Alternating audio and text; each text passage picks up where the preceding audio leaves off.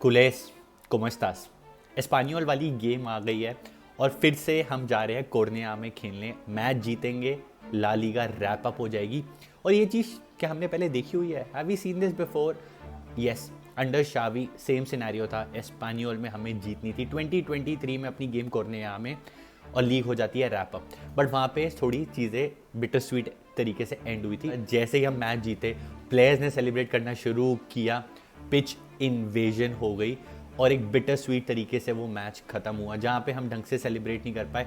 More than the celebration, जो concern था ना उस टाइम पे, वो ये था कि जो प्लेयर्स है उनको हार्म ना हो जाए, क्योंकि when fans come out and specially जो राइवल फैंस है, सिटी राइवल फैंस है, वो अगर पिच पे उतरते हैं, so they come with an intention of harming players.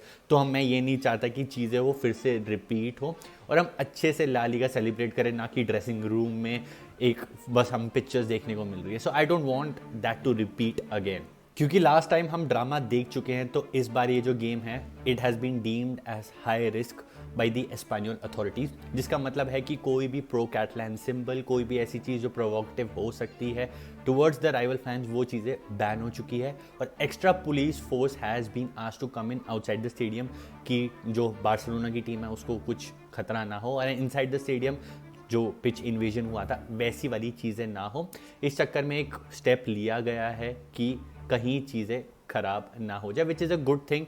But हम होप करते हैं कि कोई भी ड्रामा ना हो, सिंपली बार्सिलोना ये अपनी लीग जीत ले और हम नेक्स्ट मैच के लिए विदाउट एनी प्रॉब्लम सेफली चले जाएं। बारसा अपनी जीतेगी 28th league title, and on that occasion I am wearing this special Cuban collared shirt by shop football. And if you want to get one of these, नीचे link में description है, जाके खरीदो।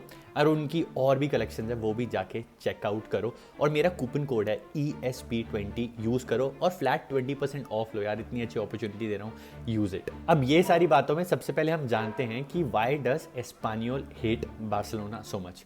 जैसे कि आप सबको पहले से ही पता है, एस्पानियोल एंड FC बार्सिलोना दोनों सिटी जो है बार्सिलोना की, उसी में ही आते हैं।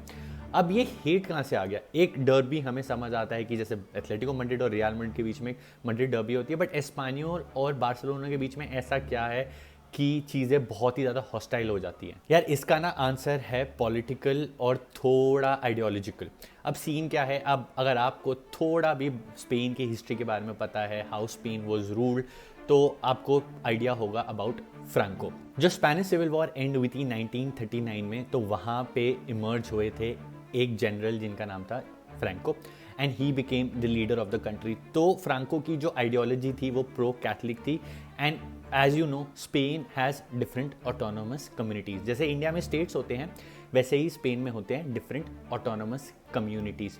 कैटालूनिया, अंदालूसिया, बेस्क कंट्री, गायेगो are some of the examples. तो ये जो डिफरेंट रीजन्स हैं, इनके अपने कल्चर है, अपनी आइडियोलॉजी है। And Franco was not a big fan of the pro Catalan identity, he was not a big fan of the Vasco identity, जहाँ से आपके क्लब्स आते हैं, Athletic Club Bilbao and Real Sociedad. ये वाले जो रीजन्स हैं, इनकी अपनी एक ओन आइडेंटिटी है, ये इंडिपेंडेंस चाहते हैं या चाहते थे कहीं ना कहीं फ्रॉम स्पेन। तो ये चीज़ फ्रांको को पसंद नहीं थी, तो he used to suppress these areas जहाँ पे उनकी लिटरेचर लैंग्वेज बैन होती थी और सिर्फ आपको स्पेनिश में ही बोलना होता था।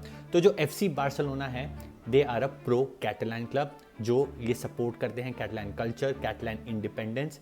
And on the other hand you have Espanyol, जो इस आइडियोलॉजी के कंप्लीटली अगेंस्ट है। और जो एस्पानियोल है, बैक इन द डे वो seem to be more supportive और more align towards the central authority, जो थे फ्रांको। तो इस चक्कर में इन दोनों क्लब्स के बीच में हमेशा एक राइवलरी रहती थी कि even though both of them are from Barcelona, from Catalonia, but Espanyol ने हमेशा सेंट्रल अथॉरिटी की तरफ एक अपना सपोर्ट दिखाया था। पॉलिटिक्स और हिस्ट्री लेसन तो हो गए, अब बात करते हैं कि ऑन फील्ड हम क्या एक्सपेक्ट कर सकते हैं, एस्पानियोल की क्या सिचुएशन चल रही है। अगर हम ला लीगा टेबल पे नज़र मारें तो Espanyol they are 16th on the table. ज़्यादा अच्छा उनका फॉर्म नहीं रहा है, दे हैव 39 पॉइंट्स। कहीं ना कहीं वो रेलिगेशन बैटल में चल रहे हैं, क्योंकि जो टीम है 18th on the table, that is Leganes, और उनके हैं 34 पॉइंट्स। तो वो ये बिल्कुल नहीं चाहेंगे कि ये मैच हारें और कहीं ना कहीं जो नीचे क्लब्स हैं जो रेलिगेशन जोन में, वो मैच जीत के ऊपर क्रीप इन करें और एस्पानियोल नीचे आए।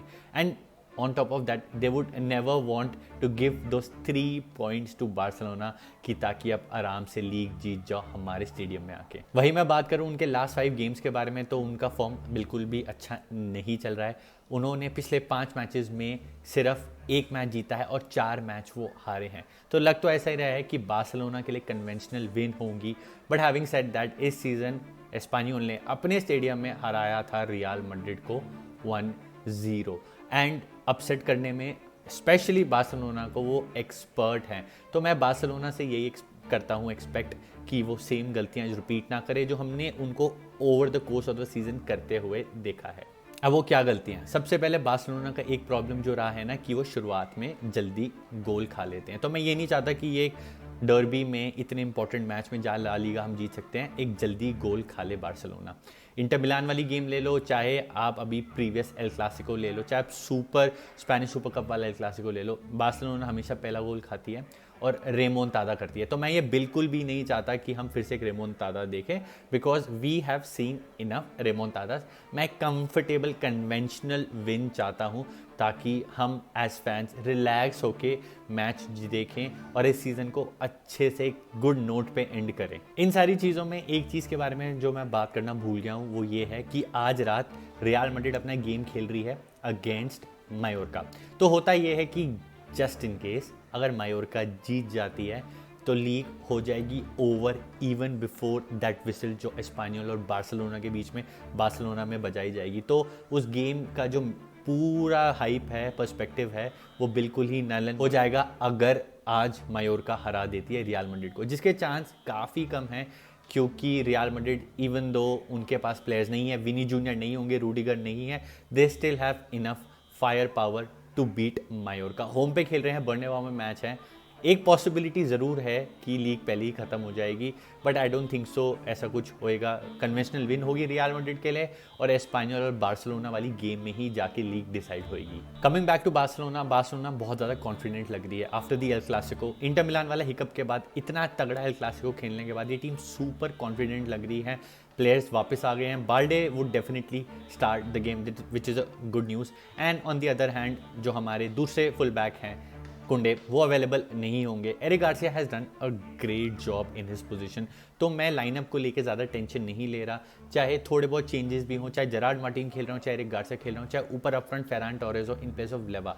इस टीम से मैं बहुत ज़्यादा सेटिस्फाइड हूँ और मैं कॉन्फिडेंट हूँ कि चाहे कोई भी हो हम उनको हरा देंगे। और इन सारी चीज़ों में हम बात करते हैं कि हमारा पॉसिबल लाइनअप क्या हो सकता है। जो हमारा पॉसिबल लाइनअप है ना, वो बहुत ज़्यादा सिंपल और अप फ्रंट होने वाला है। कुछ ज़्यादा चेंजेस हम देखने नहीं वाले हैं। कीपर हमारे डेफिनेटली शेज़नी ही स्टार्ट करेंगे without a shadow of a doubt. Maybe ter Stegen को अपॉर्चुनिटी मिल जाए, बट मुझे लगता है शेज़नी स्टार्ट करेंगे। Right back as I said Eric Garcia खेलेंगे because he has perform really well. Clasico में गोल मारा, इंटर मिलान वाली गेम में गोल मारा, एंड कुंडे इंजर्ड है तो ऑब्वियसली राइट बैक हमारे हो गए Eric Garcia. Centre back pairing में हम चेंज देख सकते हैं कि शायद से इनिगो मार्टिनेज स्टार्ट ना करे। यहाँ पे सेंटर बैक पेयरिंग हो सकती है of Pau Cubarsi and Christensen, and he deserves that start also इस गेम में। Left back as I said Balde would start, he is fit. हमने देखा क्लासिको में आए, थोड़े मैच फिटनेस में या मैच अवेयरनेस कहूँगा उनकी नहीं ठीक थी, उन्होंने ऑफसाइड ट्रैप ढंग से मेंटेन नहीं किया, but he would still start the game going up. He is amazing. Midfield के बारे में वही बात करूँ तो मिडफील्ड में हम चेंजेस देख सकते हैं। डबल पिवट में हमारा कोई भी चेंज नहीं होगा। डबल पिवट में हम देखने वाले हैं Frenkie and Pedri without a shadow of a doubt. हमारे दोनों बहुत सही प्लेयर्स रहे हैं तो इसमें कोई चेंज नहीं होगा। जो पोजीशन में चेंज होगा वो होगा हमारे नंबर 10 कैंप पोजीशन पे। Danny Olmo I think would be rest for this game, और जो हमारे नंबर 10 खेलेंगे वो होंगे फेरमीन लोपेस। अमेजिंग गोल भी मारा क्लासिको में, बट वो डिसअलाउ हो गया। वहीं बात करूँ मैं फ्रंट थ्री के बारे में, तो फ्रंट थ्री में कोई भी चेंज नहीं होने वाला, वही एल क्लासिको वाली फ्रंट थ्री होगी। Robert Lewandowski I am not sure is still fit to start that game, तो फ्रंट थ्री में वही रखूंगा। प्लस फेरान टोरेस को मैं ड्रॉप क्यों करूँ, he gave 3 assist in the El Clasico, so Yamal are star boy, Ferran Torres the most informed player right now, and then Rafinha who is also performing out of this world।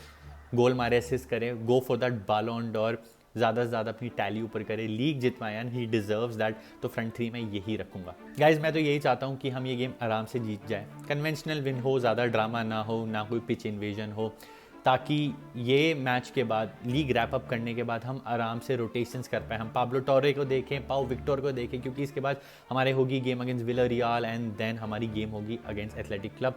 League जीत चुके होंगे तो हम बहुत सारे changes, mark Andre टेर स्टेगन को देख सकते हैं, हम टोनी फर्नांडिस, गी Fernandez, you never know, Dani Rodriguez को हमने खेलते हुए देखा था अगेंस्ट वाइडोलिट। तो नए प्लेयर्स को अपॉर्चुनिटी मिलेगी, देखते हैं कौन प्लेयर कैसा परफॉर्म करेगा। तो इस वजह से मैं चाहता हूँ कि कन्वेंशनल विन हो, नो ड्रामा हो, मज़े से हम ये विक्ट्री इन्जॉय करें, ला लीगा इन्जॉय करें and be proud of this team.